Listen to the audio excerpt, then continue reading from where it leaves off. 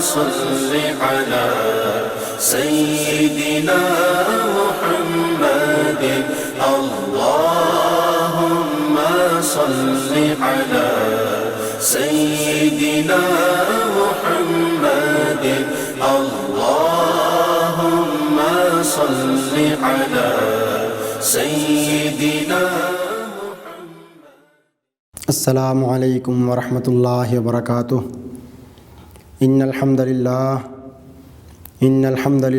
نحمده ونستعینه ونستغفره ونعوذ باللہ من شرور انفسنا ومن سیئات اعمالنا من يهده الله فلا مضل له ومن يضلل فلا هادي له واشهد ان لا اله الا الله وحده لا شريك له وأشهد أن محمدًا عبده ورسوله. أما بعد فإن خير الحديث كتاب الله وخير الهدي هدي محمد صلى الله عليه وسلم وشر الأمور محدثاتها وكل محدثة بدعة وكل بدعة ضلالة وكل ضلالة في النار. أعوذ بالله السميع العليم من الشيطان الرجيم من همزه ونفخه ونفثه. وَلَقَدْ بَعَثْنَا فِي كُلِّ أُمَّةٍ رَسُولًا أَنِ اعْبُدُوا اللَّهَ وَاجْتَنِبُوا الطَّاغُوتَ فَمِنْهُمْ مَنْ هَدَى اللَّهُ وَمِنْهُمْ مَنْ حَقَّتْ عَلَيْهِ الضَّلَالَةُ فَسِيرُوا فِي الْأَرْضِ فَانظُرُوا كَيْفَ كَانَ عَاقِبَةُ الْمُكَذِّبِينَ. محترم ناظرین، یہ جو آیت میں نے آپ کے سامنے تلاوت کی ہے یہ 14ویں پارے میں سے سورۃ النحل کی آیت مبارکہ ہے. اس آیت میں اللہ رب العالمین نے فرمایا وَلَقَدْ بَعَثْنَا فِي كُلِّ أُمَّةٍ رَسُولًا، اور بلا شبہ یقیناً ہم نے ہر امت کی طرف ایک رسول بھیجا أَنِ اعْبُدُوا اللَّهَ وَاجْتَنِبُوا الطَّاغُوتَ، یہ کہ اللہ کی عبادت کرو اور طاغوت سے بچو. فَمِنْهُمْ مَنْ هَدَى اللَّهُ وَمِنْهُمْ مَنْ حَقَّتْ عَلَيْهِ الضَّلَالَةُ، تو ان میں سے کچھ ایسے لوگ تھے جن کو اللہ رب العالمین نے ہدایت دے دی. وَمِنْهُمْ مَنْ حَقَّتْ عَلَيْهِ الضَّلَالَةُ، اور کچھ ایسے بد نصیب تھے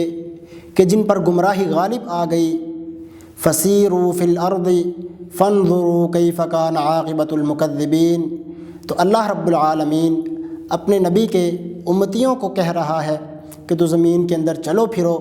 اور دیکھو جنہوں نے نبیوں کو جھٹلایا ان کا انجام کیا ہوا. اللہ رب العالمین نے بنی نوع آدم کو جب پیدا فرمایا اس کو پیدا فرما کر اس کو ایسے ہی نہیں چھوڑ دیا، بلکہ ان کو پیدا کرنے کا کوئی خاص مقصد تھا. ان کو کسی ایک مقصد کے لیے پیدا کیا تھا اس دنیا کے اندر جس لیے وہ آئے تھے، تاکہ وہ اس مقصد کو پہچان سکیں اور اس کے ذریعے اللہ رب العالمین کا جو اصل مقصد ہے اس کو حاصل کر سکیں. چنانچہ اللہ رب العالمین نے 27ویں پارے کے اندر سورہ ذاریات کے اندر فرمایا وَمَا خَلَقْتُ الْجِنَّ وَالْإِنسَ إِلَّا لِيَعْبُدُونَ، میں نے جنوں اور انسانوں کو نہیں پیدا کیا، ان کو کوئی مقصد نہیں تھا ان کو پیدا کرنے کا، إِلَّا لِيَعْبُدُونَ، ہاں ایک خاص مقصد تھا جو اللہ رب العالمین کی طرف سے تھا. جو اللہ رب العالمین نے انسانوں اور جنوں کو پیدا کیا اور ان کا ایک خاص مقصد رکھا تھا، وہ کیا تھا؟ إِلَّا لِيَعْبُدُونَ، کہ وہ میری بندگی کریں، میری عبادت کریں، اس بات کو پہچان لیں کہ ان کو کوئی پیدا کرنے والا ہے، ان کا کوئی معبود ہے، عبادت کا حقدار ہے. چنانچہ اللہ رب العالمین نے وقفے سے جس طرح امتیں بڑھتی گئیں، جس طرح لوگ آتے گئے، آدم علیہ السلام اور ان کی بیوی حوا علیہ السلام، ان دونوں سے وَخَلَقَ مِنْهَا زَوْجَهَا وَبَثَّ مِنْهُمَا رِجَالًا كَثِيرًا وَنِسَاءً. اللہ رب العالمین نے سب سے پہلے آدم علیہ السلام کو پیدا فرمایا، اس کے بعد ان سے ان کی بیوی حوا علیہ السلام کو ان سے بنایا، پھر وَبَثَّ مِنْهُمَا رِجَالًا كَثِيرًا وَنِسَاءً.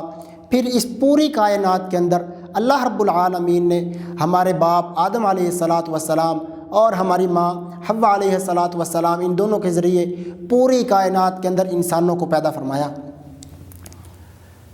تو اس لیے اللہ رب العالمین نے جب انسانوں کو پیدا فرمایا، اس کے بعد جب انسان بڑھنا شروع ہوئے اور ان کا انتشار شروع ہو گیا، پھیلنا شروع ہو گئے، تو اللہ رب العالمین نے پھر ان کے اندر جو بگاڑ پیدا ہوتا تھا، ان کے اندر جو غلطیاں ہوتی تھیں، وہ اپنے رب کو بھولنے لگے تھے. اپنے پیدا کرنے والوں کو فراموش کر چکے تھے، تو اللہ رب العالمین نے ان کی اصلاح کے لیے چنانچہ وقفے وقفے رسول بھیجتا رہا، ایک پے در پے اللہ رب العالمین رسول بھیجتا تاکہ وہ اس بات کو پہچان سکیں کہ اللہ رب العالمین ان کو پیدا کرنے والا ہے، ایک وہی عبادت کے لائق ہے۔ تو اللہ رب العالمین کا پیغام وہ جو رسول ہوتے تھے انہی کے اندر سے ہوتے تھے، جس طرح اللہ رب العالمین نے فرمایا لقد من اللہ علی المؤمنین اذ بعث فیہم رسولا من انفسہم، اللہ رب العالمین نے جب بھی کوئی پیغام پہنچانے والا بھیجا تو وہ ان کے اندر ہی سے ہوتا تھا۔ اس کا مقصد کیا ہوتا تھا؟ یتلو علیہم آیاتہ ویزکیہم ویعلمہم الکتاب والحکمہ، وہ ان کو تزکیہ کرے، ان کو پاک کر دے، ویعلمہم الکتاب والحکمہ، ان کو حکمت کی باتیں بتائے۔ اللہ رب العالمین کا جو قرآن ہے، اللہ رب العالمین کی طرف سے جو نازل کردہ کتاب ہے، وہ ان کو پڑھ کر سنائے تاکہ وہ اپنے رب کو پہچان سکیں۔ چنانچہ اللہ رب العالمین نے 18ویں پارے کے اندر فرمایا، سورہ مؤمنون ہے، ثم ارسلنا رسلنا تترا كلما جاء أمة رسولها كذبوه فأتبعنا بعضهم بعضا وجعلناهم أحاديثا فبعدا لقوم لا يؤمنون۔ پھر ہم وقفے سے رسولوں کو بھیجتے رہے، پیغام پہنچانے والے ہم وقفے سے بھیجتے رہتے تھے۔ پھر ان میں سے جو قومیں تھیں ان میں سے کچھ لوگ تو ایسے تھے کذبوه، انہوں نے ان نبیوں کو جھٹلا دیا۔ اللہ رب العالمین کی طرف سے جو پیغام لے کر آئے تھے، کسی نے اس کو کہہ دیا کہ یہ جادوگر ہے، کسی نے کہہ دیا یہ جادوگر نہیں ہے بلکہ کاہن ہے، یہ اپنی طرف سے باتیں گھڑتا ہے، یہ قرآن جو ہے یہ جو اپنی طرف سے دعویٰ کرتا ہے کہ یہ اللہ رب العالمین کی طرف سے ہے، یہ ساری جھوٹی باتیں کرتا ہے، حقیقت اس کی کوئی بھی نہیں ہے۔ تو اللہ رب العالمین نے پھر فرمایا فبعدا لقوم لا یؤمنون، ایسے لوگ جو اللہ رب العالمین کے جو بھیجے ہوئے پیغمبر ہوتے تھے ان پر جو ایمان نہیں لائے، ان کے لیے دوری اور ہلاکت ہو، بربادی کہ اللہ رب العالمین نے ان کے لیے خاص کر دی۔ چنانچہ ہم آج سے سیرت طیبہ نبی کریم صلی اللہ علیہ وسلم کی سیرت طیبہ کا بیان شروع کر رہے ہیں۔ تو اس ضمن میں سب سے پہلے ہم یہ دیکھیں گے کہ نبی کریم صلی اللہ علیہ وسلم ان سے پہلے اس قوم کے اندر کون سے نبی آئے اور وہ کون سی قوم تھی اور ان کے اندر کون سی عادات تھی، تاکہ جب ہم ان چیزوں کو پہچان سکیں گے اور آپ صلی اللہ علیہ وسلم سے پہلے جو نبی آئے تھے جب ہم ان کو جان سکیں گے، ان کی دعوت کو پہچانیں گے، اور ان کے اندر جو ان کے پیروکار اور تابع لوگ تھے جو اپنے آپ کو کہتے کہ ہم اس نبی کے پیچھے چلنے والے ہیں، تو اس کے بعد جو نبی کریم صلی اللہ علیہ وسلم کی جو سیرت مبارکہ ہوگی تو ہم اس کو آسانی سے اور خوش اسلوبی سے حل کر سکتے ہیں۔ چنانچہ نبی کریم صلی اللہ علیہ وسلم کو اللہ رب العالمین نے عرب کی سرزمین کے اندر پیدا فرمایا، اور یہ جو سرزمین ہے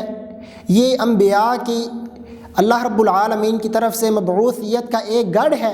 ایک خاص طور پہ مرکز ہے جہاں پر کئی انبیاء آئے۔ تو سب سے پہلے نبی کریم صلی اللہ علیہ وسلم کا جد امجد ابراہیم علیہ السلام کو اللہ رب العالمین نے اس سرزمین کے اندر مبعوث فرمایا۔ چنانچہ اللہ رب العالمین نے 17ویں پارے کے اندر سورہ انبیاء کے اندر فرمایا وَلَقَدْ آتَيْنَا إِبْرَاهِيمَ رُشْدَهُ مِن قَبْلُ وَكُنَّا بِهِ عَالِمِينَ، اور بلا شبہ یقیناً ہم نے ابراہیم کو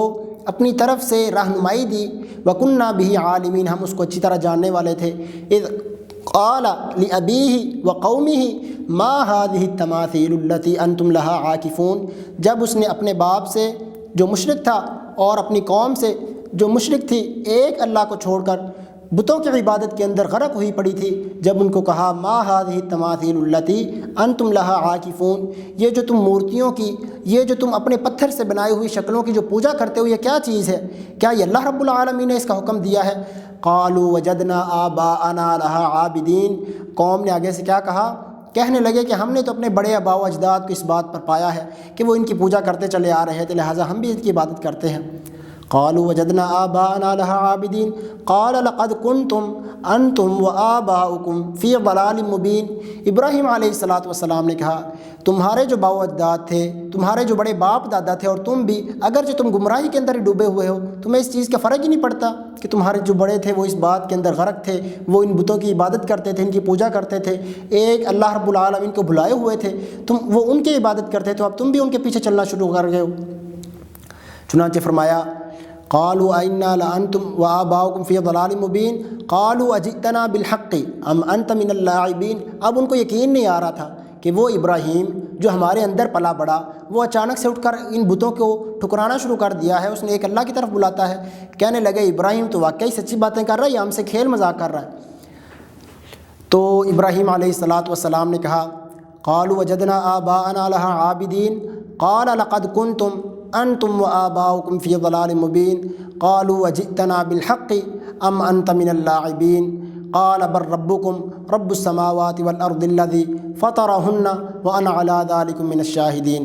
تو ابراہیم علیہ الصلاۃ والسلام نے کہا ان بتوں کو چھوڑ دو، بر ربکم رب السماوات والارض الذی فطرہن، تمہارا جو اصل مالک ہے، تمہارا جو اصل معبود ہے وہ کون ہے؟ فطرہن، جس نے ان آسمان کو، اس زمین کو پیدا فرمایا ہے، وہ تمہارا اصل مالک ہے، تمہارا پیدا کرنے والا وہ ہے، تو اس کی عبادت کرو۔ تو قوم نے ابراہیم علیہ الصلاۃ والسلام کی باتوں کو جھٹلایا، ان کی بات کو نہ مانا، بلکہ اس کے درپے ہو گئے، کہنے لگے۔ تو ابراہیم علیہ الصلاۃ والسلام نے پھر کہا لاکیدن اصنامکم تاللہ لاکیدن اصنامکم بعد ان تولوا مدبرین۔ ان کا ایک خاص قسم کا میلہ ہوتا تھا، وہ شہر عراق تھا، دریائے فرات کے ایک کنارے پہ عراق شہر کا ایک اور نامی حدیث کے اندر جو آتا ہے، اور اس کا نام تھا اس شہر کا، اور عراق ملک کے اندر تھا دریائے فرات کے کنارے، وہاں پر ان کا کوئی خاص میلہ لگتا تھا۔ تو ابراہیم علیہ الصلاۃ والسلام نے کہا ان قریب جن بتوں کی تم عبادت کرتے ہو ان کا میں انشاءاللہ کوئی ضرور بندوبست کروں گا۔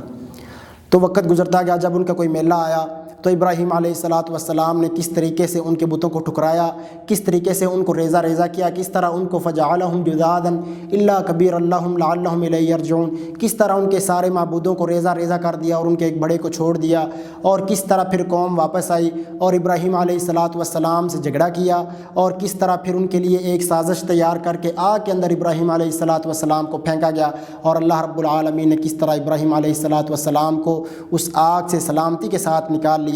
اور پھر اللہ رب العالمین نے ان کی پشت سے اسماعیل کو، اور پھر ان کی نسل سے اللہ رب العالمین نے محمد رسول اللہ صلی اللہ علیہ وسلم کو مبعوث فرمایا۔ تو اس کا بیان ہم انشاءاللہ اگلی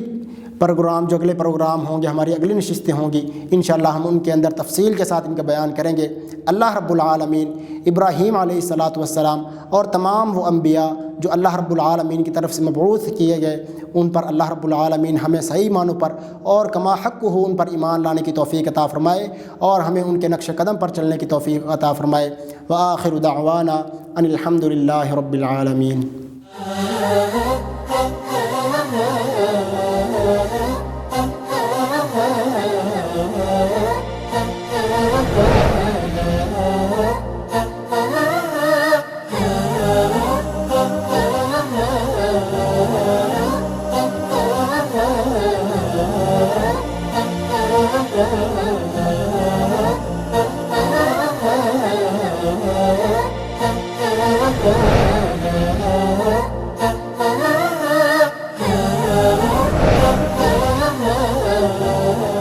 مثال اردو